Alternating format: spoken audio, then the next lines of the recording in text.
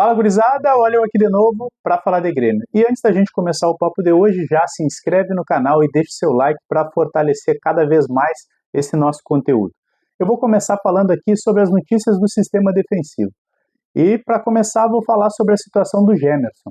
O Gemerson já tinha sido colocado numa lista de dispensas, né? Um jogador dispensável, dito isso pelo Grêmio.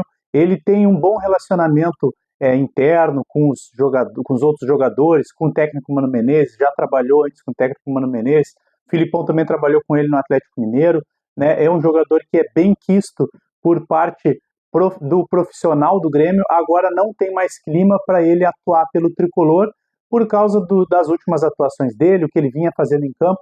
A torcida não quer mais ele no Grêmio e a mudança que ocorreu foi o quê? O Grêmio agora não só está liberando o jogador para venda, como também para empréstimo. E além disso, o Grêmio liberou para que o jogador negocie diretamente com os clubes. Ou seja, o Grêmio quer se desfazer dele, seja vendendo, tentando recuperar o valor que investiu nele, né, quando trouxe ele ano passado, seja por empréstimo, pelo menos desonerando a folha de pagamento, já que ele tem um salário intermediário, e com isso o Grêmio poderia subsidiar aí, trazer mais um jogador para compor esse sistema defensivo.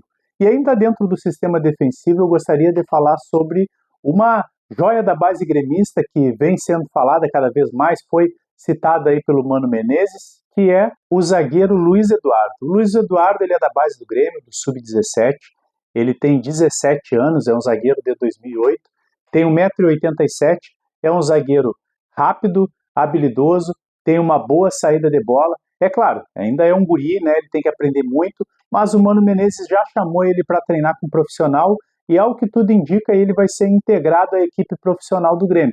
Claro que pode ser que ele não venha a jogar com o time principal, mas ele já vai ficar ali junto com os jogadores, vai concentrar, vai pegando experiência, vai participar dos treinamentos e é um jogador que o Grêmio quer aí explorar no futuro e talvez seja uma solução para esse nosso problema defensivo. É um jogador, além de habilidoso, é muito rápido, né? Os números dele em velocidade aí se comparam com os jogadores mais rápidos do futebol brasileiro.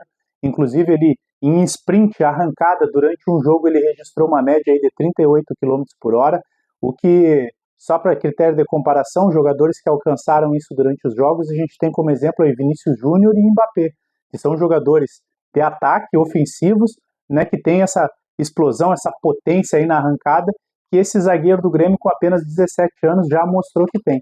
Então pode ser que no futuro aí venha a ser um grande jogador, o Grêmio pelo menos prepara para que ele se torne isso. E ainda falando sobre a base do Grêmio, a gente vai tocar aqui também sobre o assunto do Jefinho. O Jefinho é um meia da base do Grêmio, né, tido como um jogador muito promissor para o futuro. Ele tem contrato se encerrando com o Tricolor no final desse ano. Ele teve uma lesão no ligamento cruzado anterior, né, no joelho, e isso afastou ele dos treinamentos, do futebol, mas ele está voltando e o Grêmio agora estava negociando com ele uma renovação de contrato, uma renovação contratual. Só que, ao que tudo indica, ele não tem interesse em renovar com o Grêmio. Então essa é mais uma falha, né, da nossa diretoria, que não consegue manter nenhum vínculo contratual com os jogadores da base. E no que isso prejudica o Grêmio?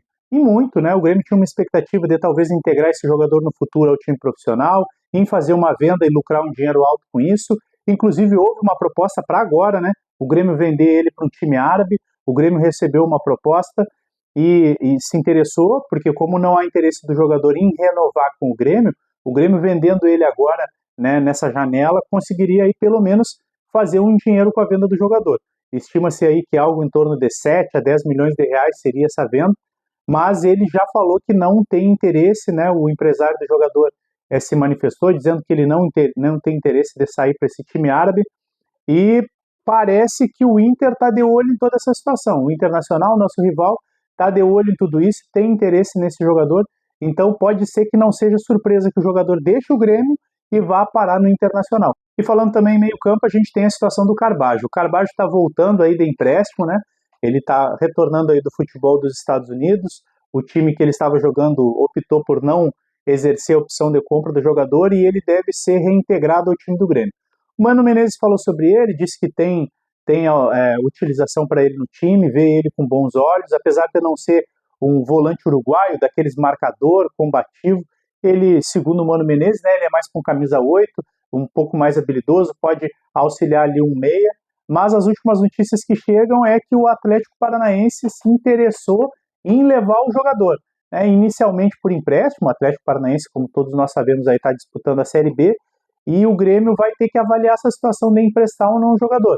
Inicialmente até parece uma boa ideia, já que o Grêmio não precisaria pagar o salário dele e também ia retirar um dos jogadores estrangeiros do seu plantel. Mas a gente tem que levar em consideração que o Atlético Paranaense tem o seu estádio ali, Arena da Baixada, a grama sintética. E o Carbajo é um jogador que desfalcou muito o Grêmio por lesões, né? Teve várias lesões enquanto estava aqui no Grêmio. E será que jogando num gramado sintético, de grama sintética, não vai reforçar isso, não vai trazer outros problemas e até prejudicar uma futura venda do jogador? Então o Grêmio tem que pôr tudo isso na balança. Do meio campo aí a gente parte direto para o ataque, né? E a gente vai falar sobre o Arezzo. O Arezzo aí, o que se sabe, as notícias que rolaram nos bastidores, é que ele estava pressionando muito para ter oportunidades de jogar no time do Grêmio, né? Ele queria jogar e o Mano Menezes deu essas oportunidades e ele acabou não aproveitando, né? E o exemplo crucial disso foi o jogo contra o Sportivo Luquem, que ele perdeu chance de gol, ele perdeu pênalti, né? E aí ele acabou caindo ali para terceiro na hierarquia dos atacantes do Grêmio. Em primeiro a gente tem o Bright White, em segundo o André Henrique e em terceiro o Arezzo. Mas a notícia que chega, e isso inclusive de um jornalista italiano, né, um repórter jornalista italiano, que o Hellas Verona da Itália teria interesse em contar com o jogador agora já nessa janela. O Grêmio ainda não foi procurado, mas o que se sabe é que o staff do jogador foi procurado, o empresário dele, então pode ser que surja aí uma proposta do time italiano para o Grêmio para levar o Arezzo. O que seria interessante, já que o Mano Menezes já admitiu aí, deixou claro que gostaria de diminuir o efetivo de jogadores estrangeiros no time do Grêmio. Então, com a possível saída do Carbajo para o Atlético Paranaense, com a saída do Arezzo talvez por uma venda para o Hellas Verona, a gente estaria dando mais oportunidade para que outros jogadores pudessem jogar e também resolver essa situação do número de estrangeiros no time. E para essa posição do ataque, o Mano Menezes já deixou claro que busca um centroavante, ele pediu um centroavante e enfatizou ainda mais isso. Agora, quem será esse jogador a gente ainda não sabe. O Grêmio teve aí sondagens, inclusive conversou com o jogador, conversou com o empresário, o jogador João Klaus, né? Ele joga na MLS nos Estados Unidos, é um jogador que, apesar do nome jogar nos Estados Unidos, ele é brasileiro, né? Ele fez aí no ano de 2024 29 partidas, marcou 5 gols, e agora nesse ano de 2025 ele fez 17 partidas e marcou 5 gols também. É um jogador que tem uma boa bola aérea, é um centroavante raiz, né, daquele de frente de área, só que, ao meu ponto de vista, a gente estaria perdendo o Arezzo e trazendo um outro jogador, simplesmente pelo fato do Arezzo ser estrangeiro e esse aí ser brasileiro, para compor elenco, porque um jogador que numa temporada inteira, um atacante, centroavante, titular do time, marca apenas 5 gols, e ainda falando de um futebol como o futebol que é praticado lá nos Estados Unidos, né? Eles nem chamam de futebol, é o soccer para eles, né? E não conseguir se destacar, a gente está vendo no Mundial aí os times dos Estados Unidos levando choque de praticamente todos os clubes que enfrentam. Então, um jogador brasileiro que não consegue se destacar lá, muito menos vai ser efetivo num time como o do Grêmio, num campeonato brasileiro disputado como é o nosso. E para encerrar esse papo, eu vou trazer 2 assuntos aí que se interligam, né? E o primeiro deles é a candidatura aí do Sérgio Canosi, né, que faz parte do Conselho do Grêmio para a presidência do Tricolor. E agora nós temos então 5 concorrentes, né, à presidência do Grêmio. O Marcelo Marques, da Marquespan, Paulo Calef, Denis Abraão, o Vladimir Chieli e agora o Sérgio Canosi. Por que eu trouxe essa notícia aqui para vocês do Sérgio Canosi ter se candidatado à presidência do Grêmio? Porque uma das plataformas dele, uma das propostas dele como presidente do Grêmio é retornar ao Estádio Olímpico, visando aí essa dificuldade que o Grêmio tem em fazer a aquisição da arena, né, em tomar o controle da arena, seria a proposta dele retornar ao Olímpico, porque difícil por difícil, então retornaria às origens ali. Eu acredito que isso seja muito difícil de fazer, seja muito custoso, mas esse debate tem que existir, ele tem que ser falado. Existem aí torcedores que realmente gostariam de voltar para o Estádio Olímpico, né? E de repente o valor que o Grêmio tem a desembolsar aí numa possível compra da arena quem sabe não seria o suficiente para fazer uma reforma no Estádio Olímpico ali, modernizar ele e voltar à antiga casa do Grêmio. E ainda falando aí sobre o Estádio Olímpico, a Arena do Grêmio, nós tivemos aí a recente entrevista, né, do Eduardo Magriço, ele que é o vice-presidente do Conselho Administrativo do Grêmio. Ele deu uma entrevista aí para a Rádio Gaúcha e ali ele falou sobre alguns temas, além daquela questão dos 50 milhões de reais, que é a Meta, né, que é a antiga OS, que mudou de nome, é Meta, que é a administradora da Arena do Grêmio, retirou ali da gestão da Arena e levou para sua matriz, né, para a empresa sede, vamos dizer assim, a empresa mãe, que é a Meta, sem uma justificativa. O Grêmio não entendeu ainda o porquê foi feita essa retirada, por que esse valor foi investido na empresa, né, e não na Arena. O Grêmio estima aí, ele mesmo, o Antônio Magriço falou nessa entrevista, que seriam necessários pelo menos 30 milhões aí para fazer as atualizações necessárias, né, e as melhorias necessárias para que a Arena do Grêmio pudesse funcionar de uma maneira mais adequada, tanto no sistema ali de reconhecimento da biometria facial, o acesso à arena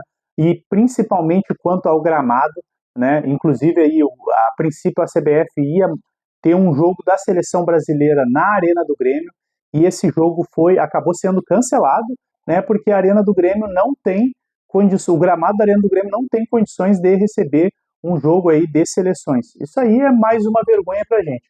E dentro dessa situação do gramado, ele também falou ali sobre a economia de energia elétrica que a gestão da Arena tem feito. E isso tem prejudicado o gramado, porque o gramado da Arena ele recebe pouca incidência de luz solar natural. Então é preciso utilizar os trilhos de iluminação, né, que essa iluminação ela simula os raios solares ali, e isso é muito importante para o crescimento da grama, né, da maneira correta, a renovação do gramado. E ao que se sabe, precisaria se utilizar pelo menos 3 trilhos de iluminação para manter o gramado em condições excelentes, né, da prática do futebol. E a Arena do Grêmio, para economizar energia elétrica, tem utilizado apenas 1 trilho de iluminação. E esse seria um dos motivos que o gramado da Arena está tão ruim, assim como a gente tem visto nos últimos jogos.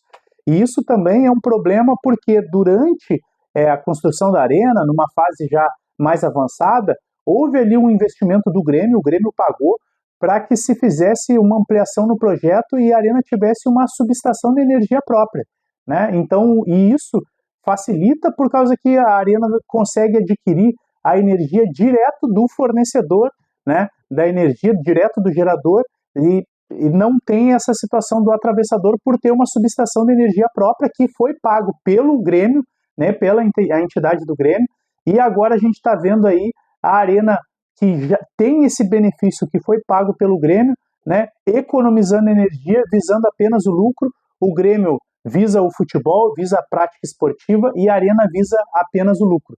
E o que tem se falado aí há muito tempo sobre a compra da Arena, inclusive o Marcelo Marques falou que poderia adquirir a Arena do próprio bolso dele, que teria condições de adquirir a Arena. A gente sabe que não é tão fácil assim, né? A Arena, inclusive, aí para a OS, né, a Meta, para construir a Arena, ela teve que fazer empréstimos bancários aí no Banco do Brasil, no Banrisul, no Santander.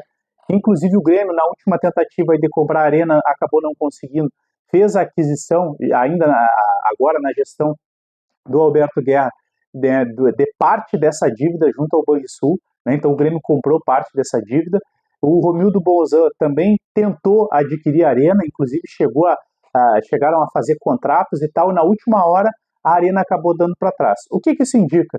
Que a Arena dá lucro, a Arena dá dinheiro para a Meta e a Meta não quer se desfazer dela. A questão é, até que ponto a gente vai admitir todas essas situações que acontecem na Arena, né? Então, eu acho que agora o Sérgio Canosi, ele lançando a candidatura dele com essa proposta de repente, retornar para o Olímpico, a gente sabe que é difícil, mas a aquisição da Arena também é difícil. Então, isso tem tudo para reacender um debate antigo aí de por que o Grêmio saiu do Olímpico, por que não pode voltar, o que vai ser feito com o Olímpico, já que as chaves do Olímpico ainda não foram entregues à Meta, no caso, né?